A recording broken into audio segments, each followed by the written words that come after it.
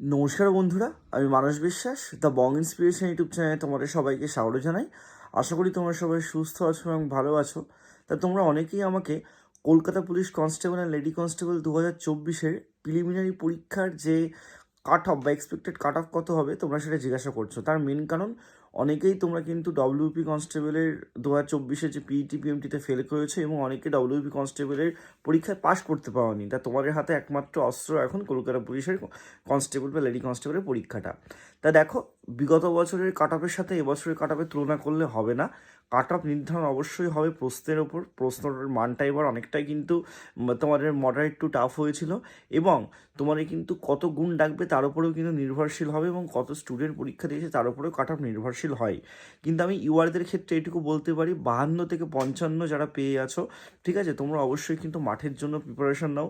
ওবিসির ক্ষেত্রে আমি বলবো যে 49 থেকে 51 যারা আছো, ঠিক আছে, দুটো দিক থেকেই আমি তোমাদেরকে বলবো তোমরা মাঠের জন্য প্রস্তুতি নাও।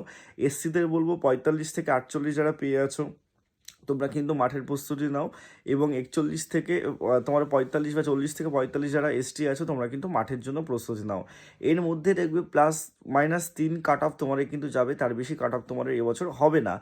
আর তোমার ডব্লিউপির জন্য এবছর হয়তো তোমার একটু মাঠটা পিছোতে পারে, এটা তোমার পক্ষে একটা ভালো সাইন তোমার আমি বলবো। কারণ অনেক স্টুডেন্ট আছো যারা তোমাদের কলকাতা পুলিশের মাঠও আছে তোমাদের, পাস করবে, আবার তোমার ডব্লিউপির ইন্টারভিউ আছে।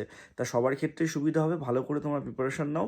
আর অবশ্যই চ্যানেলের সাথে যুক্ত থেকো, অনেক কিছু তোমাদেরকে আমি কিন্তু আমার চ্যানেলে দেবো। আর আমি মাত্র 100 টাকার বিনিময়ে ইন্টারভিউর ব্যাচ শুরু করেছি। তা তোমরা অবশ্যই কিন্তু আমার ইন্টারভিউর ব্যাচে জয়েন হয়ে যেতে পারো। সবাই সুস্থ থেকো, ভালো থেকো, ধন্যবাদ।